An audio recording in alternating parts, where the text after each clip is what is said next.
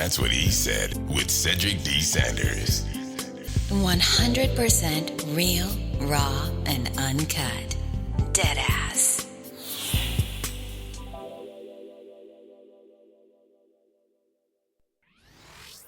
Hello, my name is Cedric, and along with my beautiful wife, Connie, we'll be hosting my brand new podcast, That's What I Said.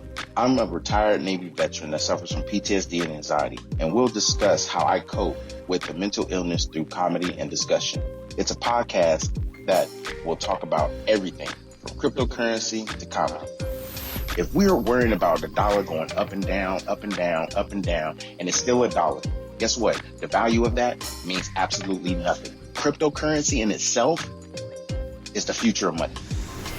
From spirituality to cannabis.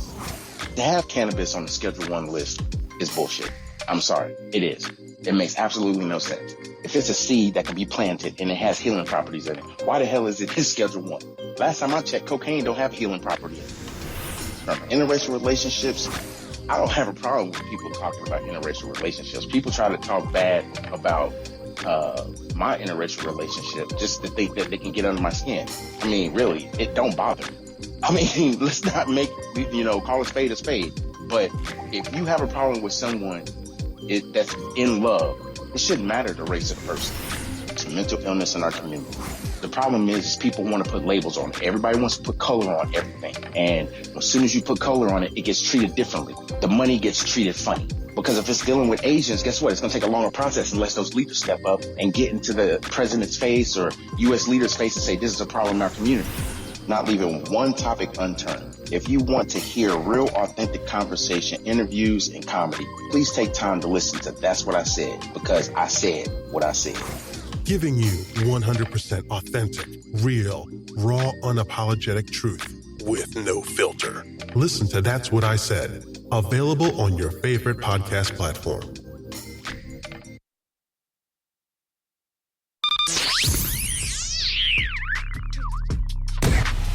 Welcome to another episode of That's What I Said with Cedric Sanders. Giving you 100% authentic, real, raw, unapologetic truth with no filters. This broadcast starts now.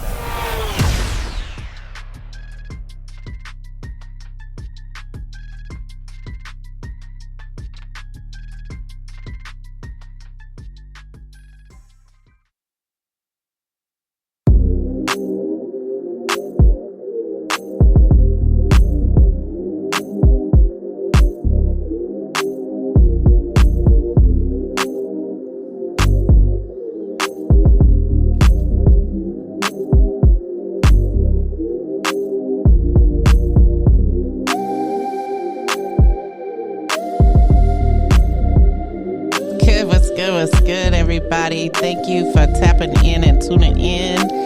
We are here live on Tuesday evening, and we on time. On time. We always on time. I say 7-ish. I don't necessarily say, right at 7. But no, we live from Studio B as always for now. Anywho, what's good, everybody? What's good, babe? How you doing over there? Chilling. I feel like I feel like there's been a shakeup. I think there's been a shakeup in conversation. Not talking about crypto. But saying certain things, people will you will get the attention of certain people. Not saying you get the attention from all the right people, but you're going to get the attention of some people. I think the strange thing is about that is the fact that it's not anybody's fault that people are nosy. It may be the ways that they're nosy, but at the same time, it's like, are we embracing the fact that we know we got nosy people in our lives, and it's like, I choose to deal with it this way, I choose to deal with it that way, but why would we have to deal with it all together?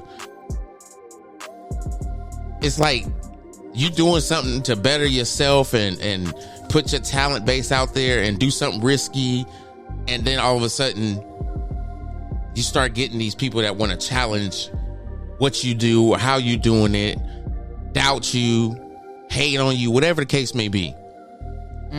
But I always have to throw it back too, because in our innate ability to know that bullshit's going on, we become a little nosy. But that's why I titled this what I titled it. Stop being nosy. They'll be all right. They're gonna be all right. Don't matter what you got going on. Don't pay attention to the people that's trying to pull you down to their level.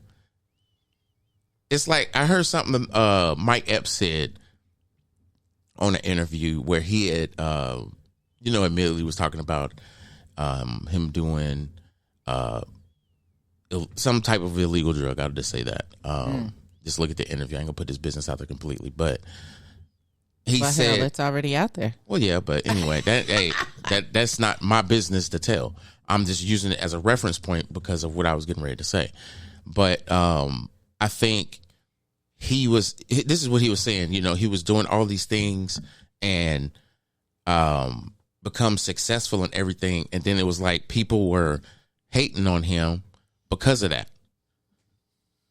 And I just thought it was very familiar because he also said it was like they didn't like him when his elevation was up, but then it was like they always was there when he was crying after he came down off that shit. Wow.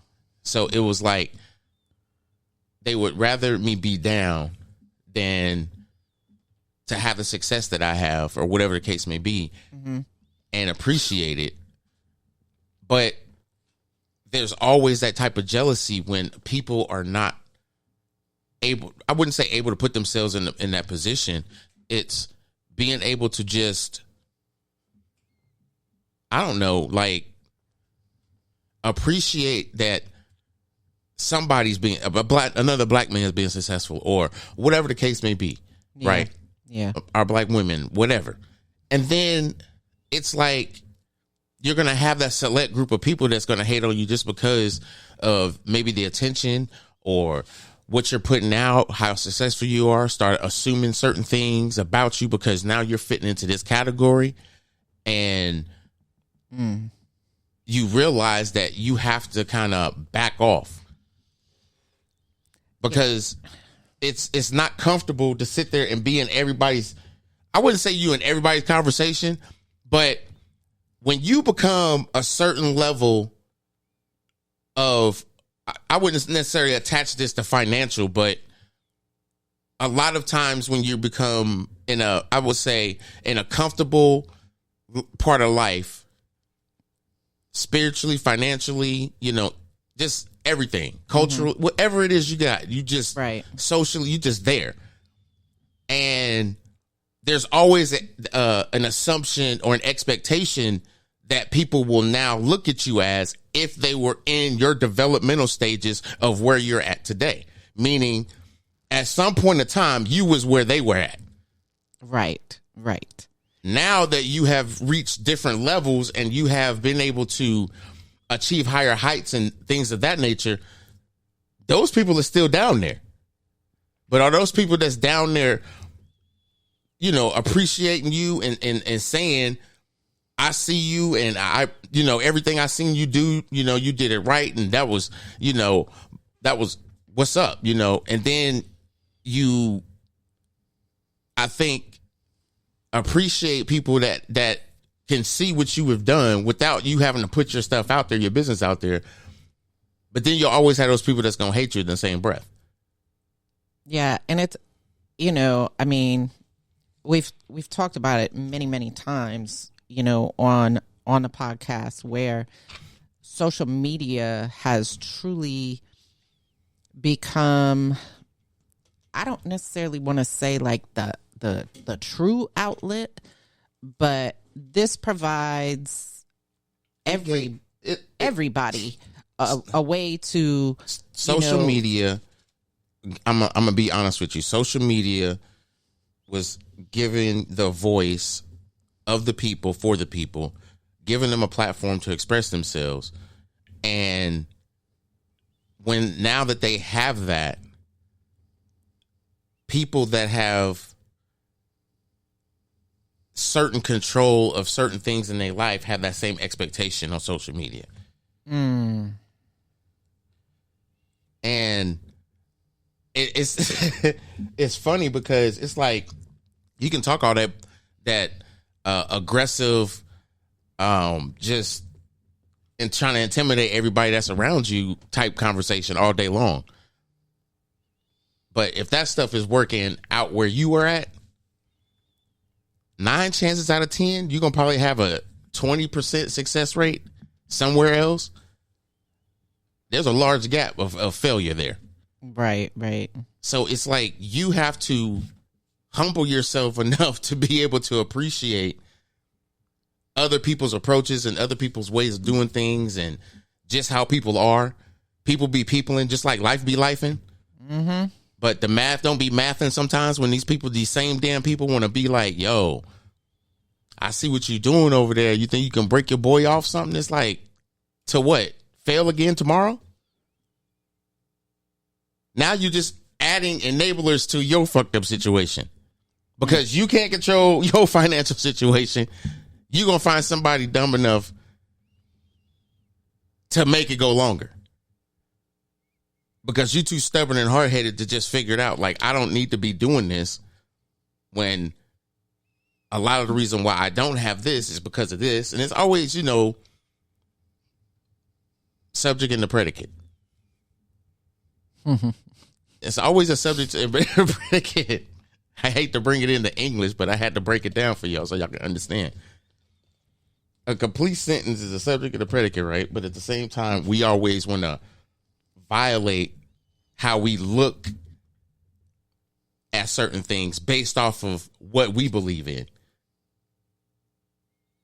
And everybody says that that's the way life's supposed to go, right? Yeah, but you can't that's like someone telling you you have to go to this church. If you need your life, you have to go to this church. They told you that you have to go to school too, right? Or if you didn't, you was truant. And we was latchkey kids. If there was any truancy that should have happened, it should have been then.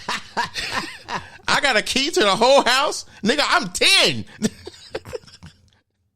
What are we doing? Man. You're taking your ass to school and coming home. Right. Because trust and believe, if your mama found out you skipped school and was at the house, you getting an ass whooping for real. Yeah. And that's for any of us that grew up in that era of being a latchkey kid. I'm for real. If your parents ever found out that you skipped school and stayed home, man, and they came home because they got that phone call and they had to leave work, that ass whooping was coming for real. Oh, it wasn't even just that. It was more so of I think, don't sneak around. You're going to still sneak around. But to bring this shit back, it's almost like no matter what you do, all eyes going to always be on you. I know we've heard that so many times. Right. But it's like, at what point do we just say, I don't care what other people think about me. I don't care as long as I got my whatever, I got what I'm endorsing me to appreciate, or what I'm required, what I want to do for my family. You know what I'm saying? It's like we all had those inhibitions so that we could do those things and live comfortably. But that is what comfort that either you want or somebody implanted in you to say you should do this. Yeah. And we have to realize that everybody's conditioning or everybody's, understanding of that is going to always be different. Absolutely. I mean, yes, it's going to vibe with some people. Don't get me wrong. Some people are going to mimic or have that same type of, relationship or upbringing. But I also say this. It's almost innately one of those things that's inevitable to happen. You're going to be nosy when it comes to understanding the people that's around you. You want to know who's around you. So it's not you're really nosy, you're just aware. Yeah, it's more of an awareness than trying to be all up in their business. But this conversation ain't for those people.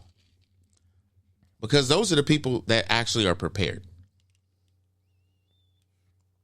It's the type of nosy where you're sitting here worried about these people because you don't want them to be hurt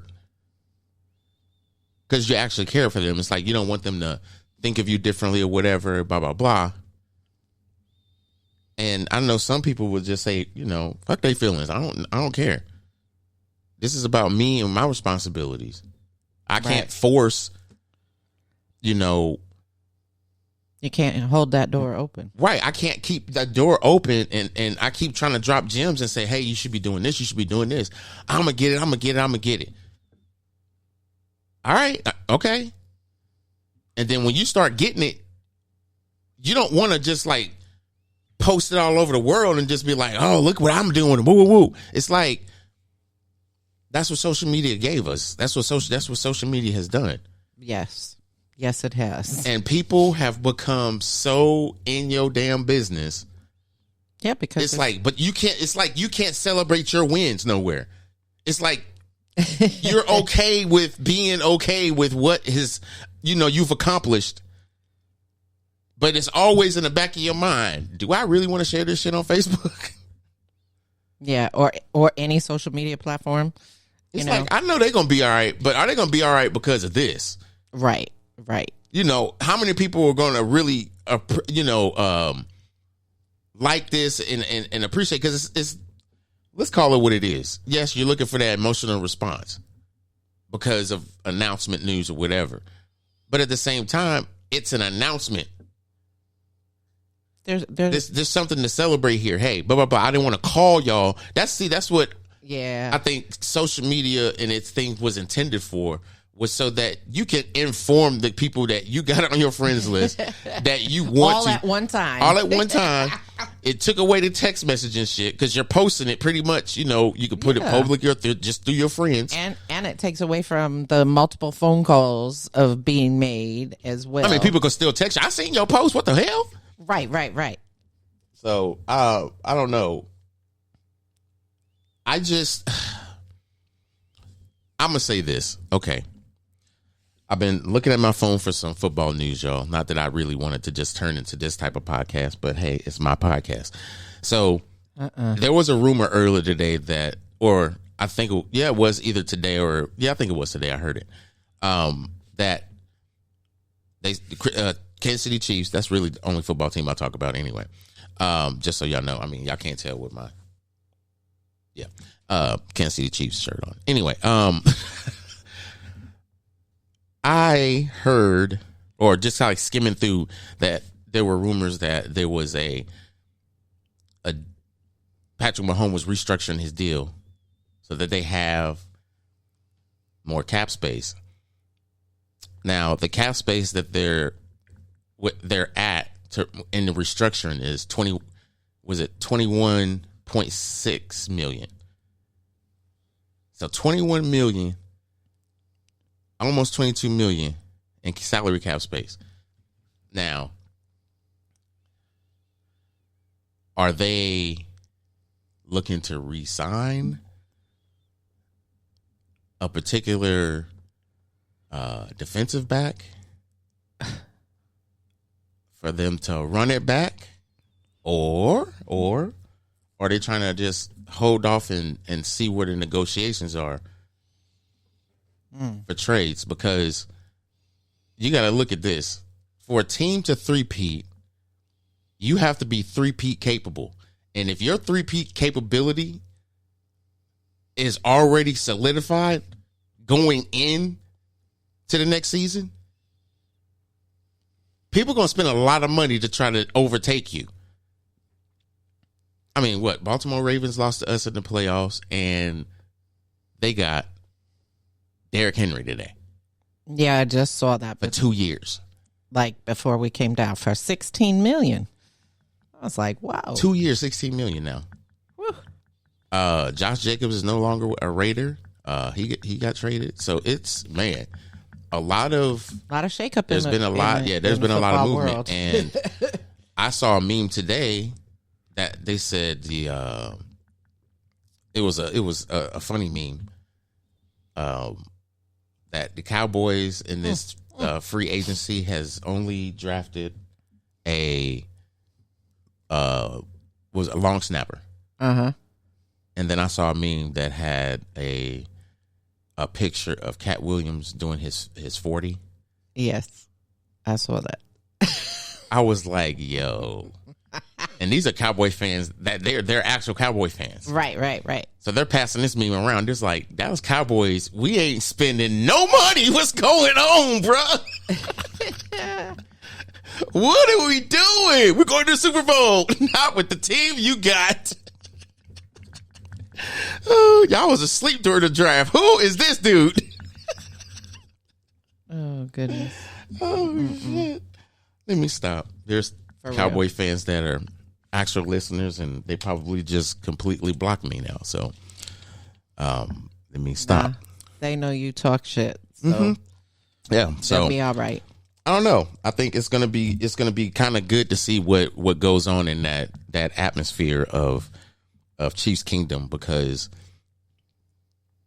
they would have to. I mean, they are aggressive. We kept Tranquil, who we got from the Chargers, and that dude showed out this season. I don't care what anybody said. I was a fan. I was a fan when we got him, because I remember talking to you about it. I was like, yo, he's that linebacker from he's a problem. I was like, he is a problem.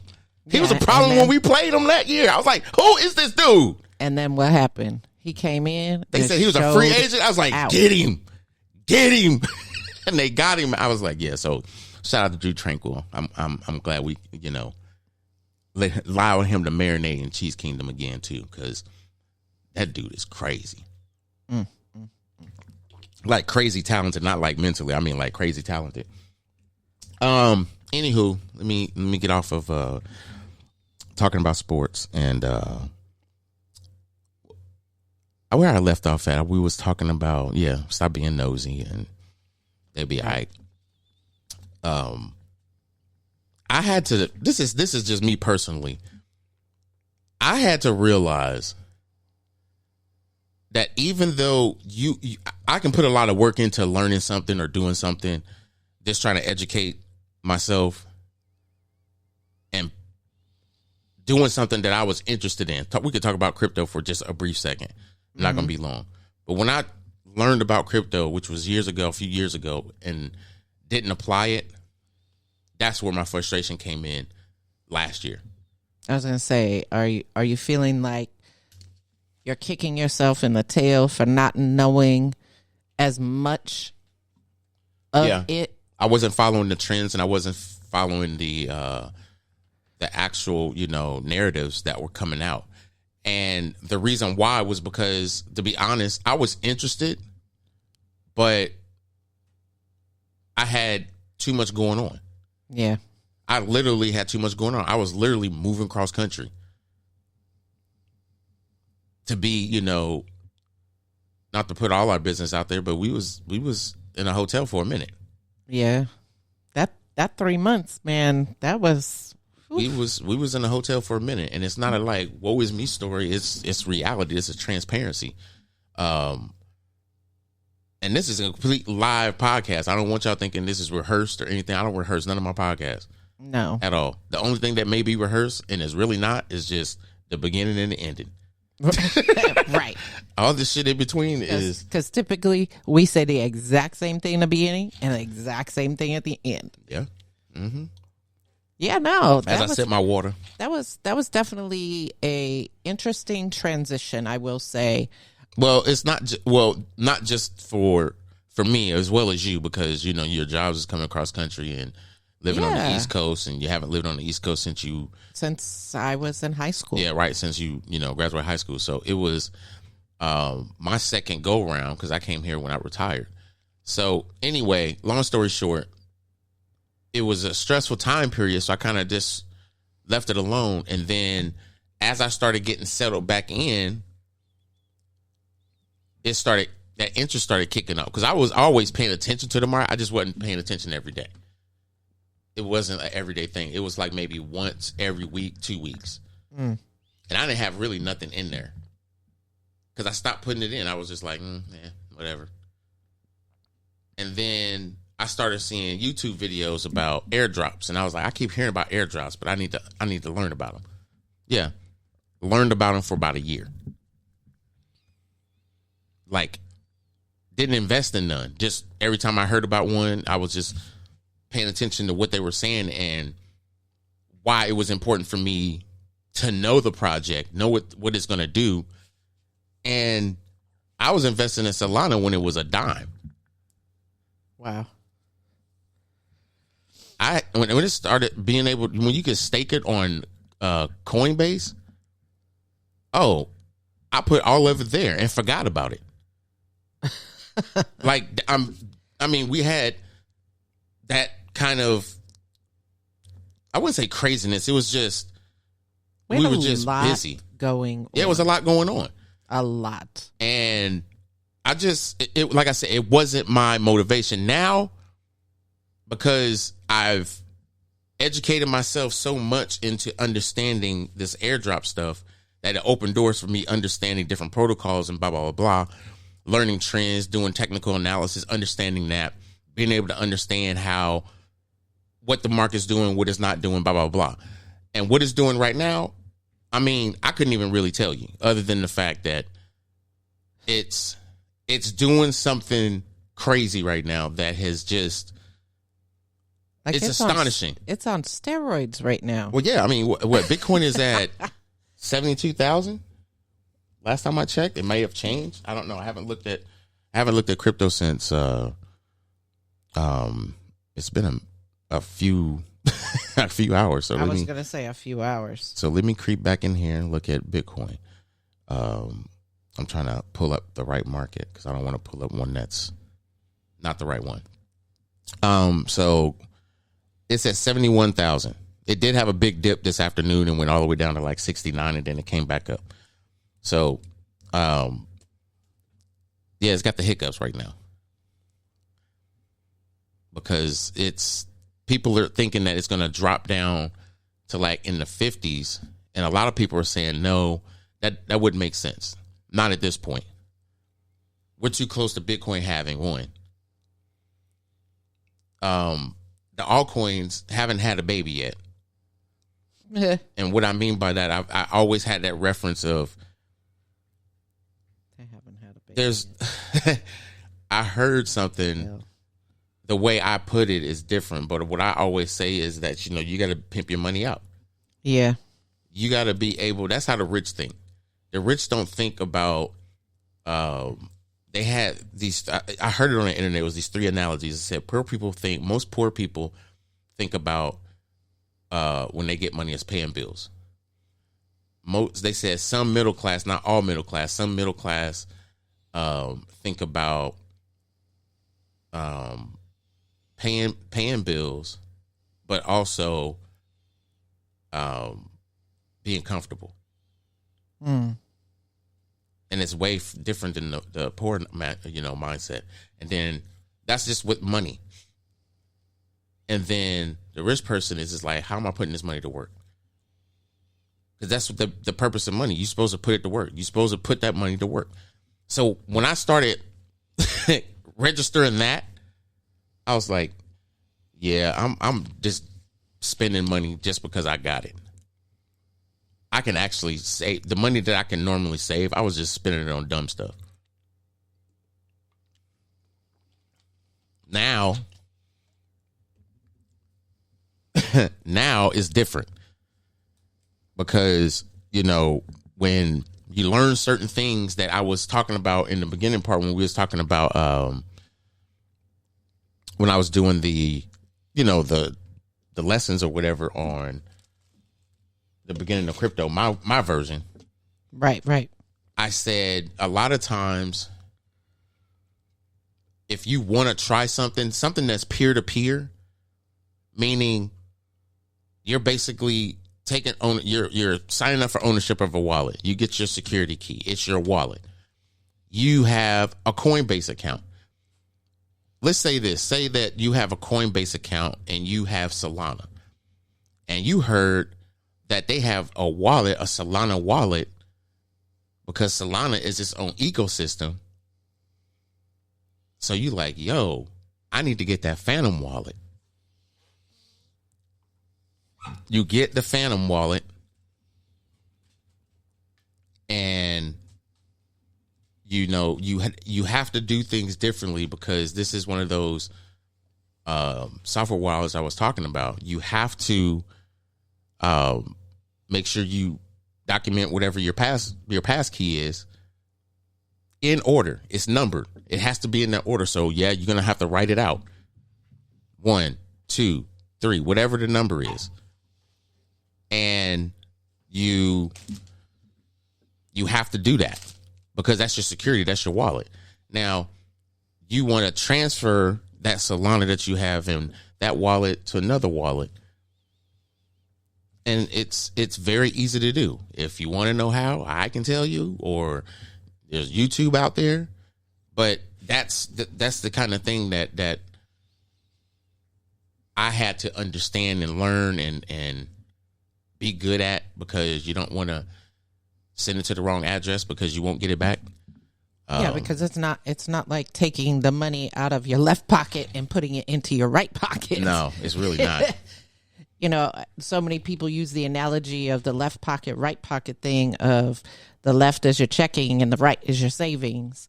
Kevin Hart had a joke like that. I love the way he put it, but it's the same way. When you have to transfer money from one pocket to the next, you actually mentally are the bank.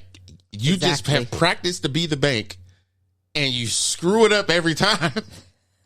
It's like, see, I gotta put this money over here, because if I put it over here, I'm not gonna touch it. I have to go home with this money over here. This money, I've already got it in my mind. I can just mess it off. I don't care.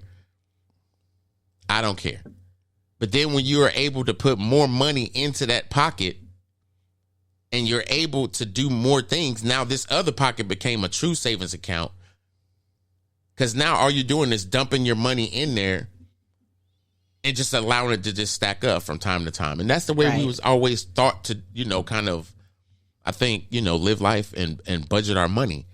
But this is the problem. You're not putting that money to work. You're saving that money and putting it up, and it's not putting work on y'all. I don't care how much money you make. I don't care how much money you make. You should be able to put that money to work. Some of it, I'm not saying all of it. I'm not saying take your entire savings and just drop it on Bitcoin, and then all of a sudden it shits on itself and you're like, man, I only got $100 in there. No, I don't want you to do that. Right. What I want you to do is if you're going to get in anything that involves your money, you need to learn how to use what's available to put your money in so you can put it to work. That's the only way that you're going to be able to really put that money to work and let it get hella pregnant and have a bunch of kids, and they fighting on who paying child support. And guess what? They paying child support on each other. So now you multiply. Let me stop. Wow. Let me stop. Oh, I'm sorry. Did I break your concentration? So this dude. Anyway.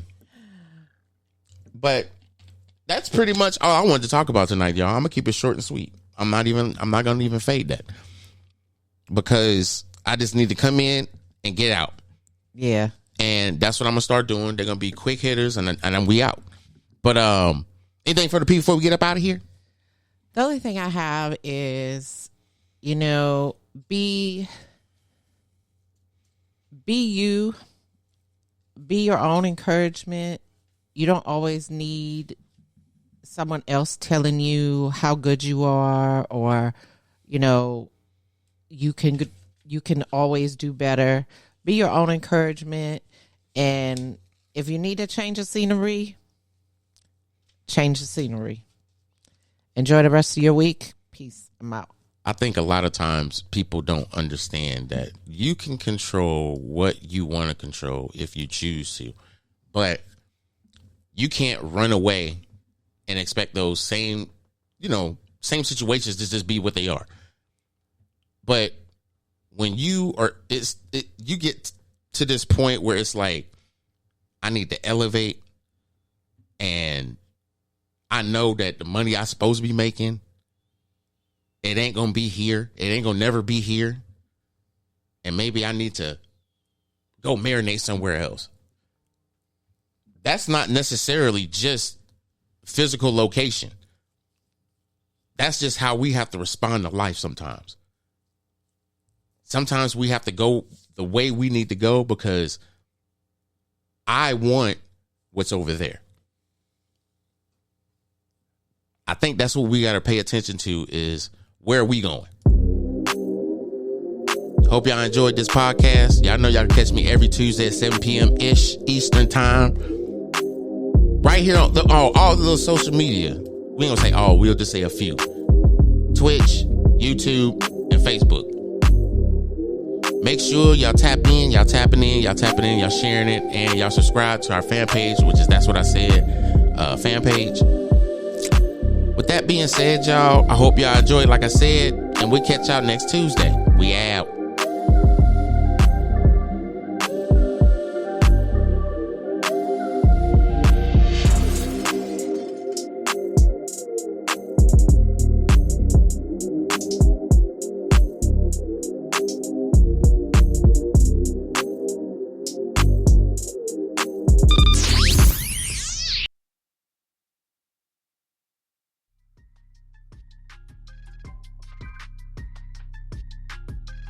Thanks for listening to another episode of That's What I Said with Cedric Sanders.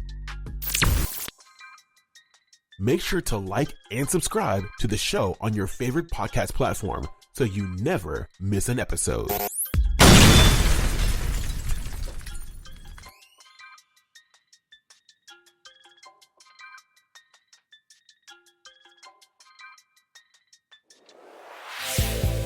That's What He Said with Cedric D. Sanders. 100% real, raw, and uncut. Deadass. Bitch, what? Really, nigga?